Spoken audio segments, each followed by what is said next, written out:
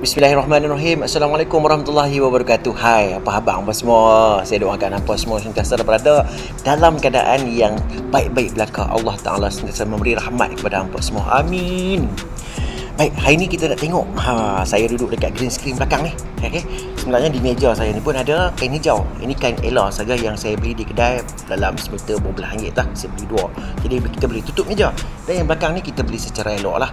Kan, secara orang kata green screen betul lah. Bukan curi maksud saya tadi. Kita beli yang elok yang dari kedai. Baik. Jadi pasal apa sekarang ni kalau kita tengok banyak orang menggunakan green screen. Sebenarnya green screen ni kalau dalam bahasa production dia panggil chroma key. Alright. Kenapa chroma key ni menjadi popular? Right, ada dua kalau kita tengok, ada hijau dan juga biru. Baik. Yang pertama, ada tak, saya nak tanya hampa dah, ada tak di kulit kita warna hijau? Seorang saja yang ada warna kulit warna hijau. Itu pun kadang-kadang bila dia marah. Tapi lah ni dia dah pandai kawal marah dia, jadi tak jadi dah. Hijau tu payah-payah nak jadi. Duk perang pun payah-payah nak jadi. Okey, tak hati tu. Okey, jadi pigmen hijau ni tak ada di kulit kita, jadi membolehkan untuk kita edit video kita supaya efek ataupun kita dapat buang hijau tu dengan menggantikan warna yang lain. Sebagai contoh dalam ni orang selalu menggantikan dengan video lain, video duduk di Paris, video duduk di London macam tu. Okey. Pasal apa warna biru ni kurang popular berbanding dengan warna hijau. Right. Warna hijau, kalau kita tengok di depan saya ni ada lampu. Okey, lampu ini bila kita tembak ke belakang, hijau tu lebih menyerlah. Dia pantulkan cahaya lebih baik daripada warna biru sebenarnya. Baik. Kalau kita tengok kat dalam internet, color picking, kalau kita cari color picker ke apa ke, kita cuba mixkan. Baik, bila kita mixkan warna biru dan hijau, warna biru dan kuning, warna apa yang keluar? Warna hijau kan? Kalau kita campur hijau dengan kuning, apa yang jadi? Saya rasa jadi warna oranye. So, dia takkan jadi warna biru sebab warna biru ni warna asas. Jelas di situ. So, banyak orang pakai green screen ni warna hijau ni lebih mudah berbanding dengan warna biru. Itu sahaja. So, jom ramai-ramai kita pakai green screen. Hanya saya nak ajar apa macam mana kita nak tukar menggunakan software. Ada dua software, kita try kedua-duanya. Tukar meja ini menjadi meja seperti di counter, bukan counter, virtual studio. Belakang pun kita letaklah gambar-gambar apa, dan meja ini pun kita tukar menjadi meja seperti mana dalam studio baca berita. Okey.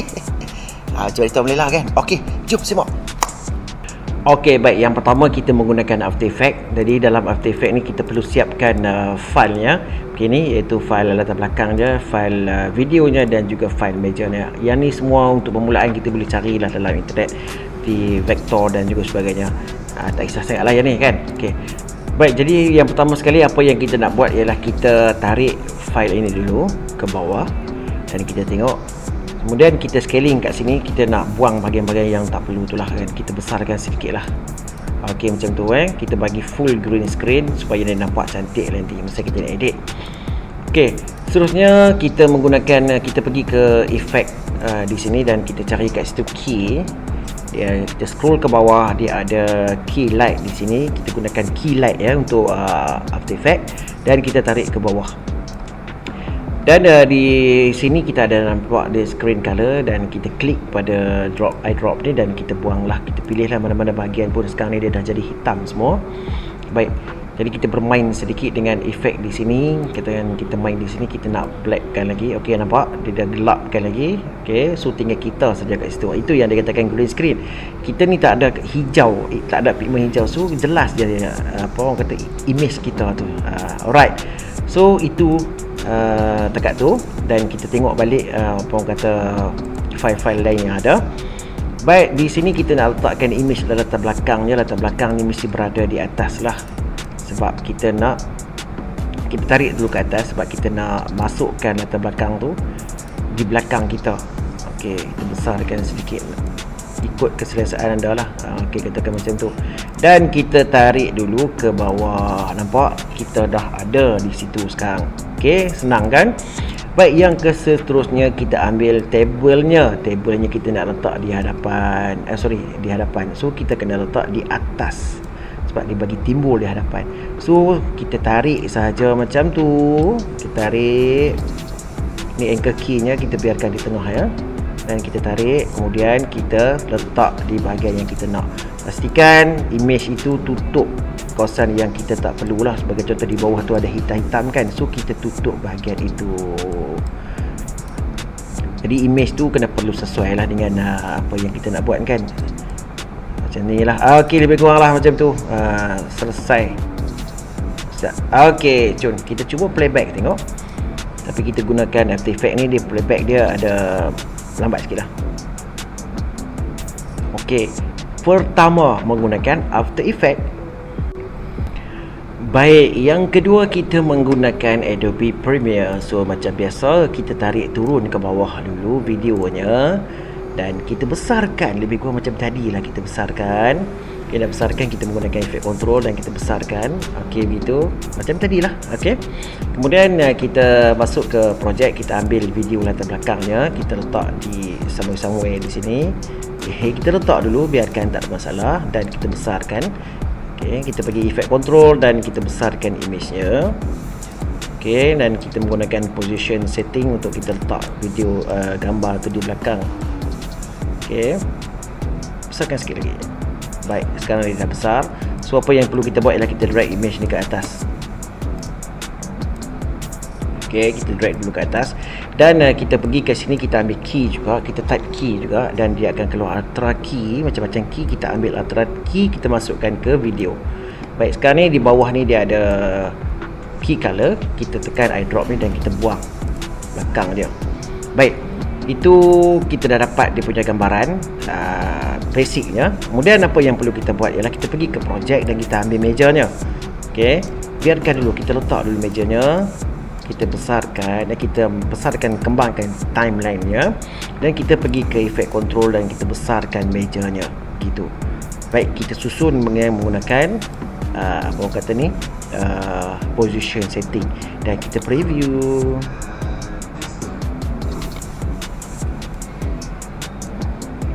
Baik, dalam penghasilan video yang macam kita tengok tadi, apa yang perlu ialah kita perlu siapkan satu ruang yang mana kita letak di situ kain hijau. Okey, kain hijau tu tak boleh gelap sangat, tak boleh ada elemen-elemen lain. Sebagai contoh, kalau di sini saya angkat sikit lah kan.